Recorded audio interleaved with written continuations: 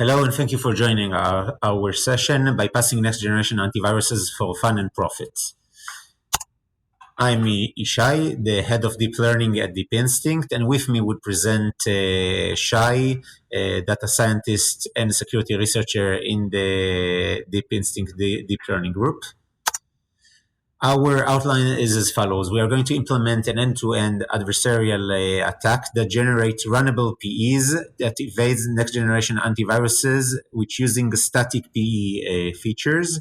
In order to maintain the malicious functionality, we'll split our adversarial example into two phases. First, we would assess the impact of different features for that would be used by the malware classifier, and then we'll do a feature-specific modification only on features that can be modified without harming the malicious business functionality.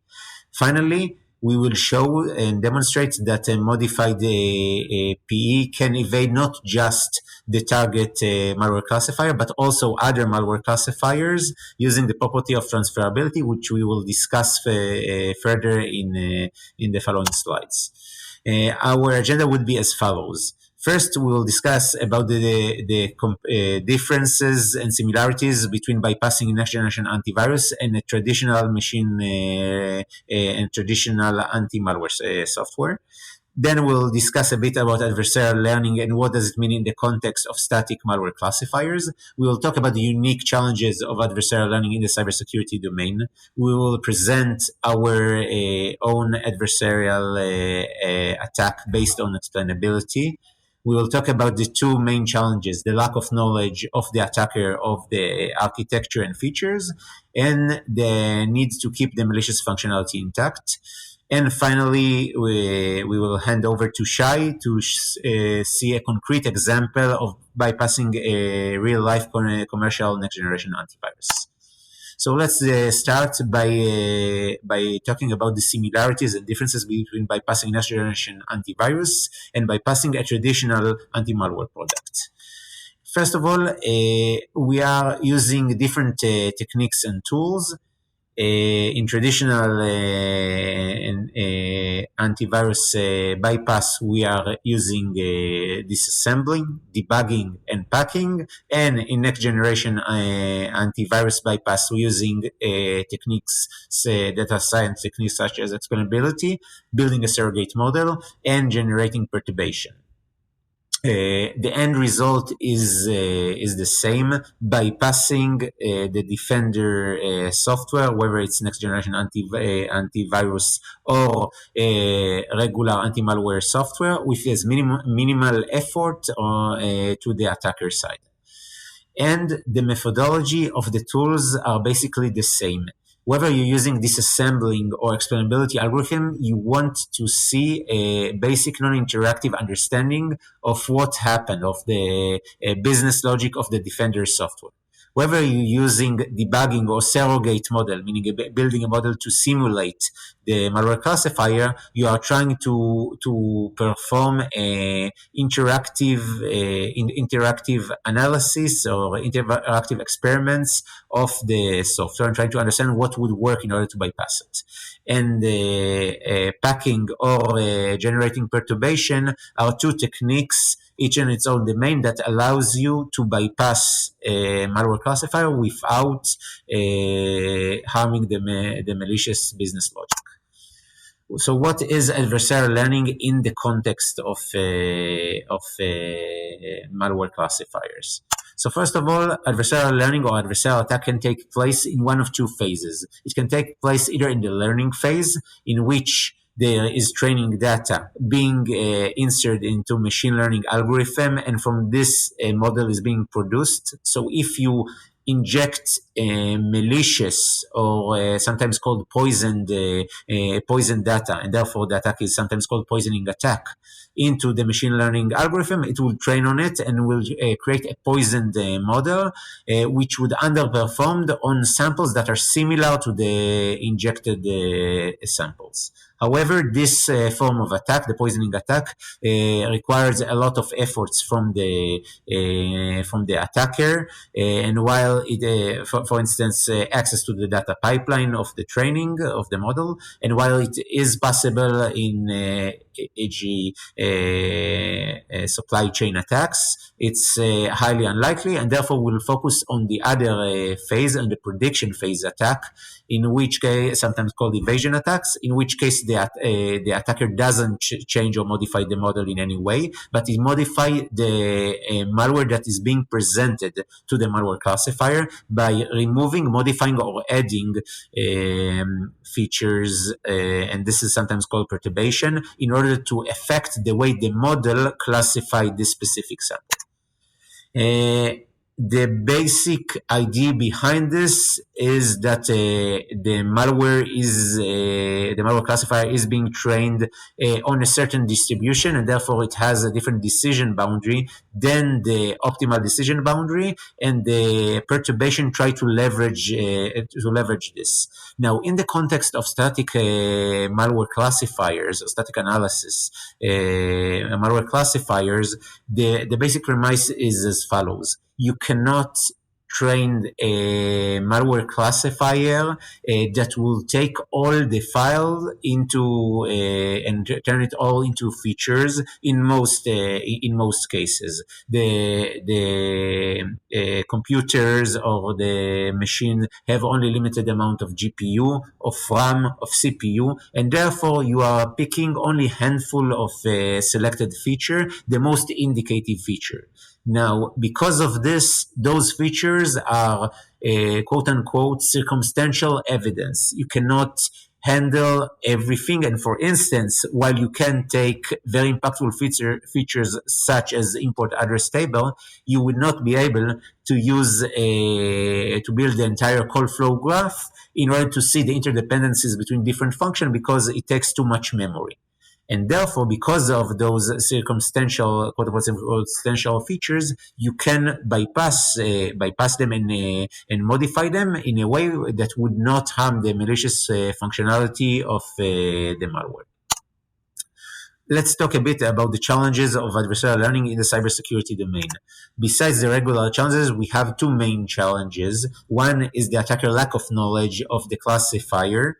And this is because, unlike in the computer vision domain, when the architecture are public domain, in the cybersecurity domain, every next generation antivirus uses slightly different feature. There are much more features to be used, not just the pixel colors, also import address table entries, dynamic API calls, P structural metadata, etc. The second difference is the original malicious functionality must remain intact, and unlike in a picture, when you can modify every pixel without affecting, it's still a valid image. You cannot arbitrarily change a byte inside a PE while maintaining its functionality. It might cause access violation or illegal instruction exceptions. Let's talk a bit about our own end-to-end adversarial attack. First of all, the threat model. We are using, as mentioned, static analysis-based malware classifier. The adversary has no knowledge about the attacker, the defender classifier type, architecture, and training set. The adversary does know the prediction score given by the attack model, meaning it's a gray box attack. It doesn't know just the label, but also the confidence score. The adversary has limited knowledge about the input feature. He must have a non-empty subset of feature that he would be able to modify and would affect the malware classifier, and how he does gain this insight we'll show shortly. The adversary has access to a dataset of benign and malicious samples, and this is in order to find the proper value to which to change the modified perturbed features. And the adversary has no access to the source code of a sample he wished to modify, and this is in order to make it the attack easier to use by a larger audience. Let's talk about the different challenges we specified before. First of all, the lack of knowledge of the attacked model. We can mitigate this attack by using explainability algorithm. Explainability algorithms is algorithm that get as input a classifier, either black box or white box, and does produce the list of most impactful feature for a specific sample. In our case, the malware example that we want to evade the malware classifier. In this example, we see it in the computer vision domain when you see a picture of a snake being classified as Gartner snake, and we see three different explainability algorithms, and all of them are highlighting the most impactful feature for this classification, and you see that it's always the snake head, which does make sense. Additionally, we can use the concept of adversarial example transferability, meaning if we create a modified malware, aka adversarial example that evades a specific classifier A, it's more probable that it would also fool other type of classifiers. How we can leverage this ability? We can try to attack a classifier which we are more familiar with feature, architecture, etc. In our case, we would take the Ember classifier, which use a static PE feature such as PE header metadata and other features that are used by many commercial next generation antiviruses. We can attack this specific classifier, and then we can leverage the same successful attack and use the same modified malware against our target classifier. And in this case, we can have a very fast bootstrap of how to find the feature we want to update. Shai will present another technique. We use the sliding window attack that would also help us to understand the target classifier in a black box manner. The second challenge is keeping the malicious functionality intact. And in order to do this, we split the adversarial example generation into three phases which are being repeatedly used. First, we perform a data set analysis in order to understand the values of different feature we want to modify. For instance, import address table entries, section name, etc. Second, we are finding the impact of specific feature using either explainability algorithm or the sliding window, as Shai will demonstrate shortly. Then we use a feature-specific modification. Certain features can only be added, for instance, import address table. Other features can be modified using a trappoling into the entry points, etc. And we repeat those two phases iteratively. Those four phases of dataset analysis, existing feature, explainability, selecting and modifying a feature and modify the subset would eventually bring us to an attack that evades and bypass the target classifier, and then we will use the transferability property to bypass even more next generation antivirus classifier. Now, to show a concrete use case of how we bypassed a commercial next generation antivirus, I'm handing over to Shai. Thank you very much. Thank you, Shai. Hi, my name is Shai. I'll be presenting the second part of our presentation of bypassing a commercial NGAV. So we will start about discussing a little bit about the dataset analysis, which is a step that we conducted independently. And here we want to find some information that will help us change the classifier's verdict, and we do that with the tools of data science. And we assume that all classifiers and all vendors, they use similar data sets. We want to have a data set that we can investigate with a similar distribution to what the commercial antivirus, next generation antivirus uses.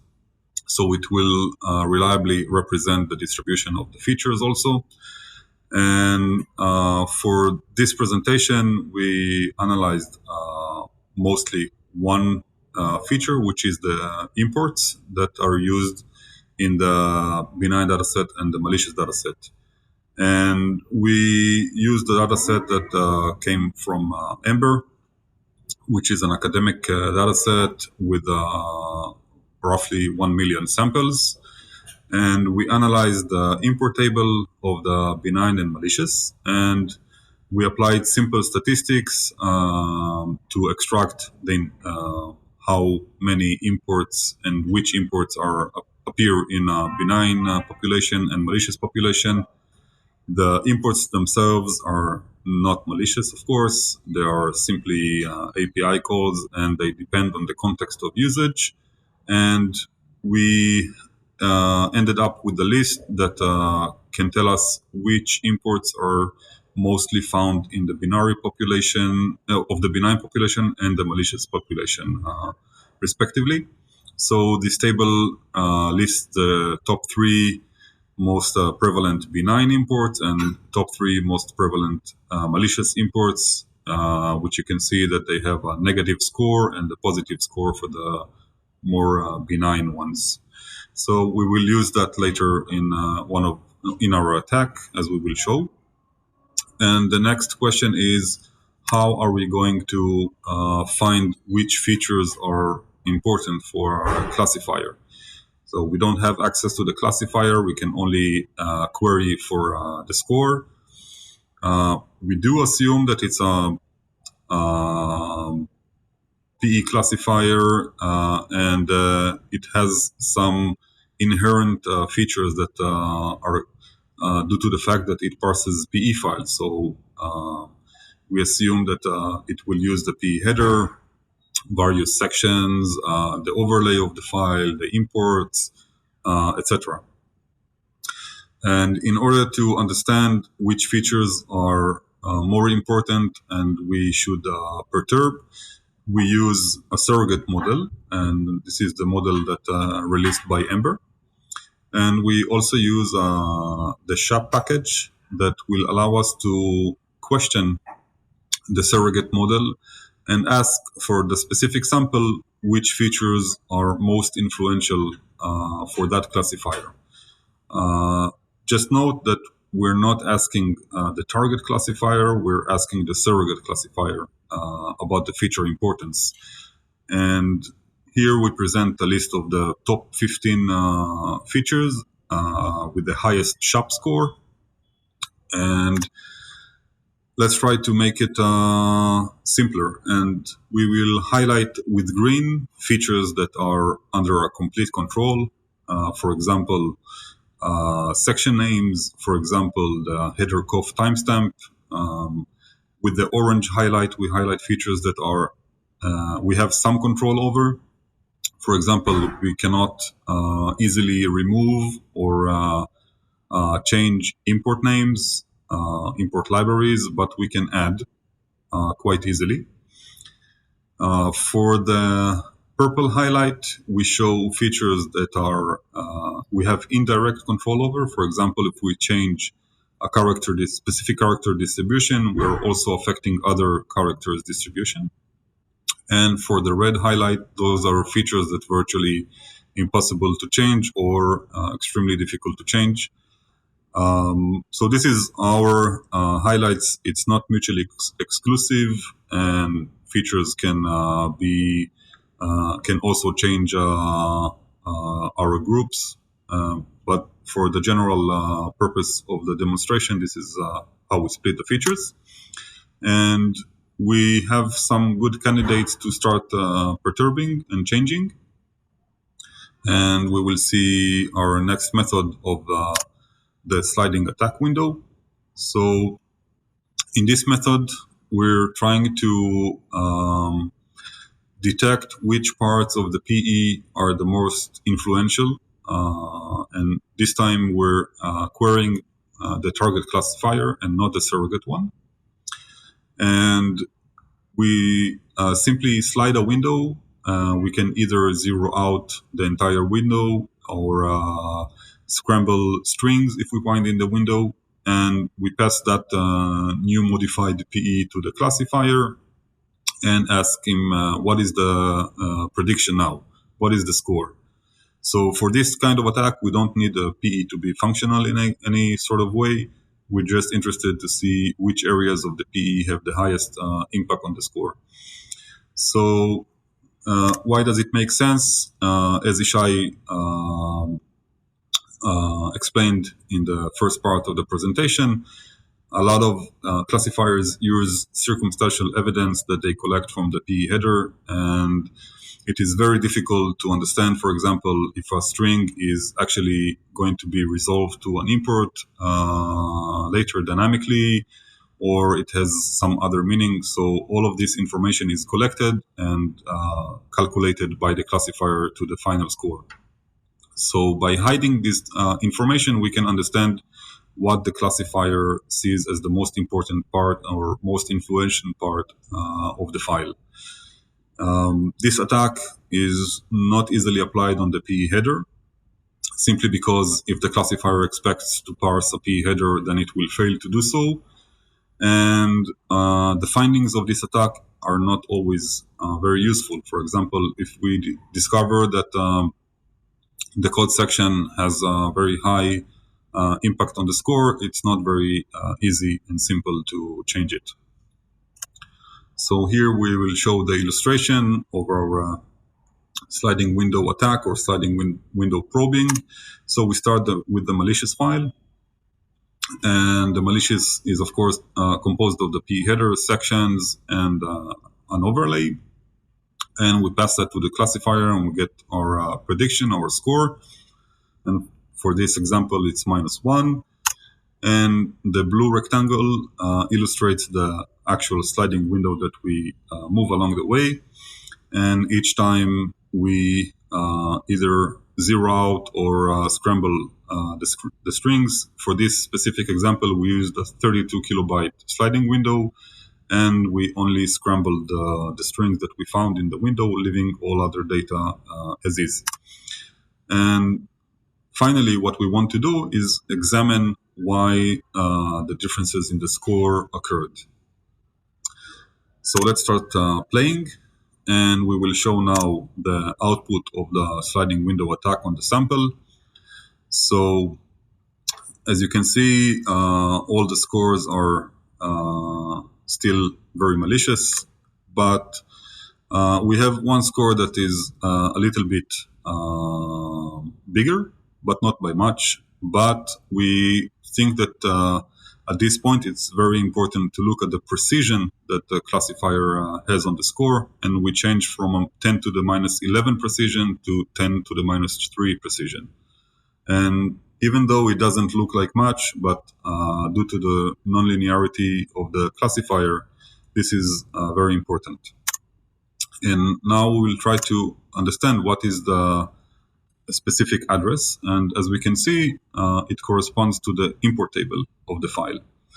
And this was what we saw with the SHAP package. SHAP showed us that the import library and the import function are very high in the importance. So both techniques agree here, and we can move on to the actual attack. For the actual attack, we will attack several features of the P file. Here we will explain a little bit about how we attack them. So the first one is the checksum, and the checksum has no impact on the functionality of the P. And usually correcting the checksum to the correct value only improves the score. And it's only relevant for a driver or a critical DLL, which is out of the scope for us. Timestamp has no impact on the functionality, and although it's a D-word or 4 bytes value with a possible of 4 billion possibilities, we here chose to just pick up specific values where the timestamp reflect no longer than 15 years in the past. And for each year, we divided it into 12 parts. So we try to match each month of the year. And this results only in 180 values that we can simply check. And conclude that attack very quickly. For new sections, we can add new sections with specific characteristics as we choose, either to be a code section or data section. And we can also generate buffers with the desired entropies that we wish, be it high entropy or low entropy. This attack usually did not very much improve the score in our favor, and we actually did not use it as a standalone attack. Entry point trampoline. In this attack, we can either insert a trampoline in the original code section if we have enough slack space, or insert a new section that jumps to the original entry point of the file. And this is what we used. And for the rest of the code section, we simply pasted a different code section from a very benign file from the OS vendor. And we used our prologue and conditioned it with an always false condition to the very benign code section, and jumped to the original code section of the file. So essentially the functionality remains the same. And as you will probably notice, all the addresses, all the virtual addresses and RVAs will be incorrect in that sense, but it doesn't matter because it's very difficult for a classifier to actually understand this information from the code section, and it is usually not done, as you can see. You will see shortly. For the new imports, we had 4 methods of introducing new imports, and the imports are, of course, taken from the list that we generated before in the dataset analysis. And the first method is the very trivial one, is just introducing a new import to the file, but this usually causes the files to break in a sense and not load because of missing dependencies. Also splitting new imports that for libraries that already imported by the PE file and dumping the rest as strings could also cause the file to not load because of different versions of libraries. Keep in mind that in the dataset analysis, we work on a large dataset to extract the imports, and we don't want to go into details of versions of DLLs and which function names exist in which DLLs. And the last 2 methods are simply dump the strings into the overlay or dump it in a new section that will be, of course, data section. Renaming sections, same method as the imports analysis can be applied here to understand which section names are mostly found in the benign files versus the malicious population, and simply choose the most prevalent benign names. We didn't use that for the attack, simply because the PE file already had the most benign section names that we can want. And additional features that for this time we found them not contributing too much, such as the linker version, min major OS version, and several more that we found by looking at the Tiny PE project, and we got very nice ideas from that.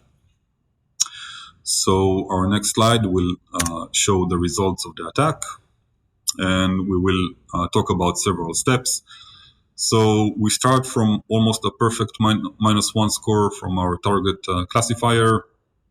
And the first step that we do is insert 10K imports into the overlay and correcting the checksum. And as we discussed before, this changes the precision most significantly, but the score is still very, very malicious. It's a -0.99. And what we hope to achieve by this is to make a big impact on the precision. And we found that inserting imports one by one, be it import names or as strings, does not have a big impact on the score. So we work here with a large batch of 10K imports, and we achieve a significant change in terms of precision. For each step, we also corrected the timestamp and the checksum, so we will not discuss this every time. And the next important step is the trampoline. And here we inserted a new code section, as we described before, with a prologue to a very benign code section that we extracted. And in addition, we added the same 10K imports from the first step into the overlay. And we can see that for the trampoline, we achieved a 0.1 almost change in the score. And in addition, the 10K imports into the overlay achieved a total of 0.519, which is very impressive. And again, the functionality of the PE remains the same. There is actually nothing that we did to change the functionality of the PE. But we're still in the malicious threshold, so it's not enough. And the next step will take 20K imports and iterate over them with 1K batches, choosing batches that improve the score only.